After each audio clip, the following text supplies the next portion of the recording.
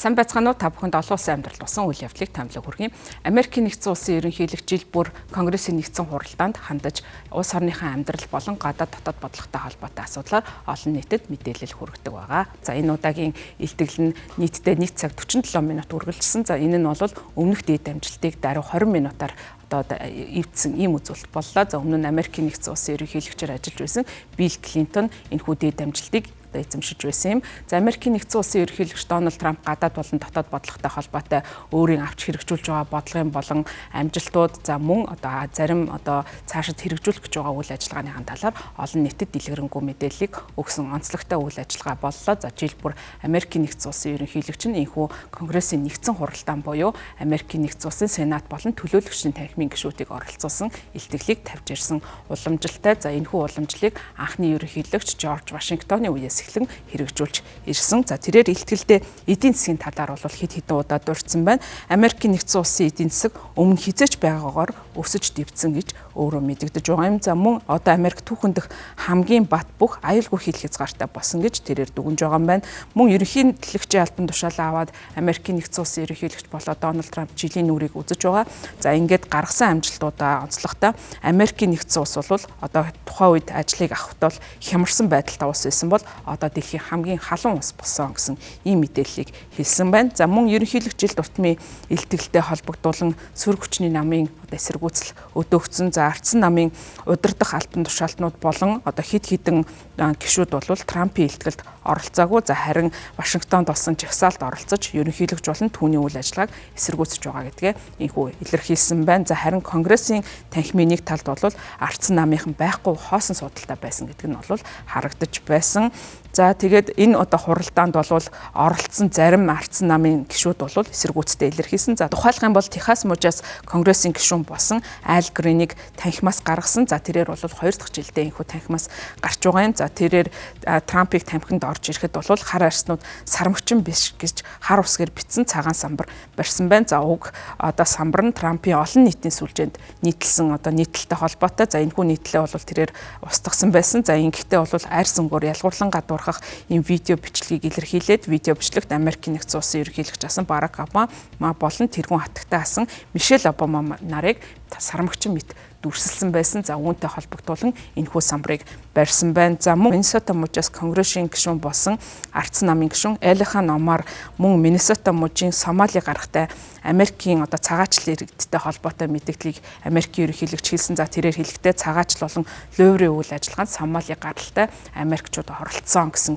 ийм мэдээллийг хэлсэн. За үүнтэй холбогдуулан Сенатын гишүүн Конгрессийн гишүүн Элихан Омар бол удаа дараа хашгирсан. За тэрээр Трамп энэ тухай ярихад энэ бол худалд та бол худалч гэсэн ийм хашгирч мэдэгдсэн байна. За мөн Мичиганаас бол ардсан намаас гарсан гишүүн болох Рашида Талиб мөн шуугаан тарьсан мэдээллүүдийг хийсэн. За ер нь бол энэхүү мэдээлэлтэй холбоотойгоор ерөнхийлөгч өөрийн гадаад бодлого болон дотоод бодлоготой мэдээллийг хийсний дараа сөрөг хүчний намаас албан ёсны хариу мэдээлэл болгож өөрийн бас үгээ хэлдэг байгаа. За энэ удаа бол Америкийн нэгдсэн улсын ардсан намаас хариу мэдээллийг хийх хүнээр Виржиниа мужийн захирагч Абигейл Спангер бол тодорсон. За тэрээр бол өөрөө энэ илтгэлдээ дурдахтаа Америкчуудаас өөрсдөөс нь асуухыг хүссэн 3 асуултыг тавьсан байна. За ерөнхийлөгч таны амьдралыг илүү хямдхан болгож чадсан уу?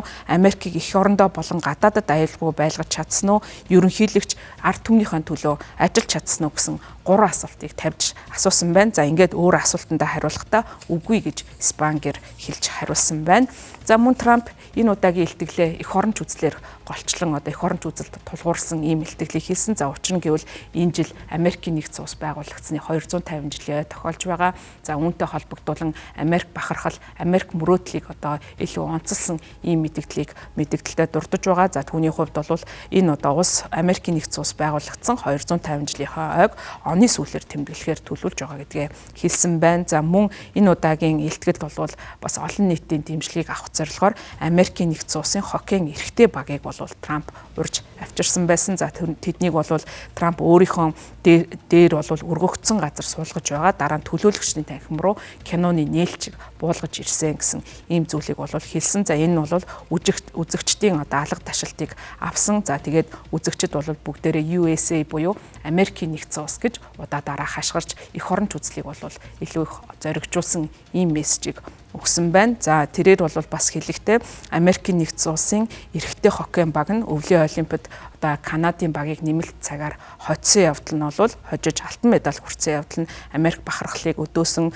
За ингээд багийн ялтыг бол алга ташин хүлээн авсан. За энэ тухайн үед бол багийн тамирчид алтан медаль барьснаар танхимд орж ирсэн. За ялангуяа хаалагч Конор Хелибүртийг бол онцлсан байгаа. За түүний хувьд бол байгуулсан гавьяагийн үнэлж Америкийн иргэний хамгийн дээд шагнал болох ерөнхийлөгчийн эрх чөлөөний медалийг хүртэх болно гэдгийг Америкийн нэгдсэн улсын ерөнхийлөгч илтгэлдээ дурдсан байна.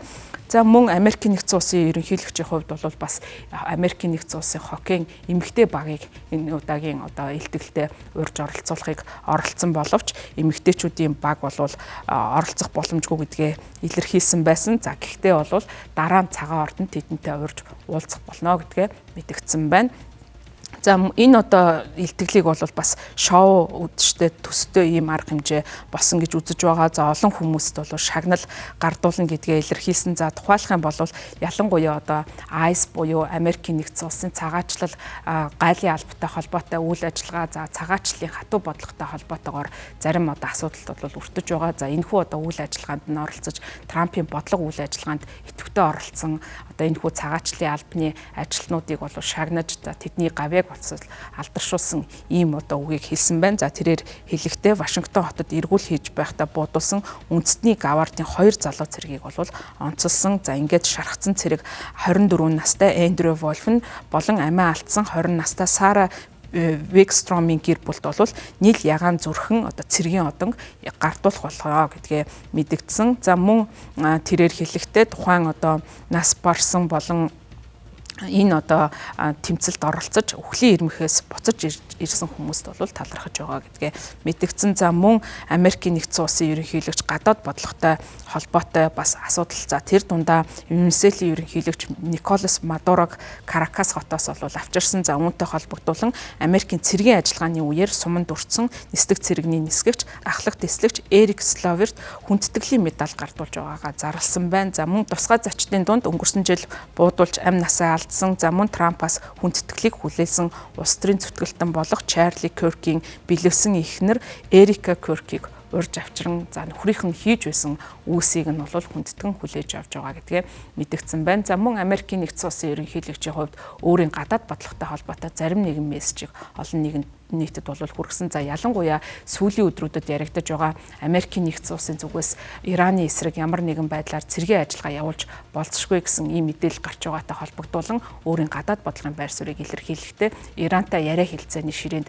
Америкийн нэгдсэн улс аль хэдийн суусан байгаа. За гэхдээ одоогийн байдлаар шидэт үгийг бол сонсоогүй гэж хэлсэн. За энэ шидэт үг нь Иран улс дахиад хизээж одоо цөмийн зэвсэгтэй болохгүй гэсэн ийм амлалтыг одоогийн байдлаар аваагүй байгаа учраас яриа хэлцээ үргэлжлсэн хിവэр байгаа гэдгээ үзэж байгаа юм. За түүний хувьд мэдэгдэж байгаагаар Иран улсыг дэлхийд даяарх одоо терроризмыг санхүүжүүлэгч хамгийн гол улс гэж үзэж байгаа. За мөн цөмийн зэвсэгтэй болохыг оролдож байгаа. За өөрөөр хэлбэл терроризмыг санхүүжүүлэгч энэ улсыг цөмийн зэвсэгтэй болох нь Америкийн нэгдсэн улсын ашиг сонирхолд нийцэхгүй гэдгээ мэдэгдсэн ийм гадаад бодлого болон дотоод бодлогоо дүгнэн шинжилсэн ийм мессежийг олон нийтэд хүргэсэн үдэш болсон байна.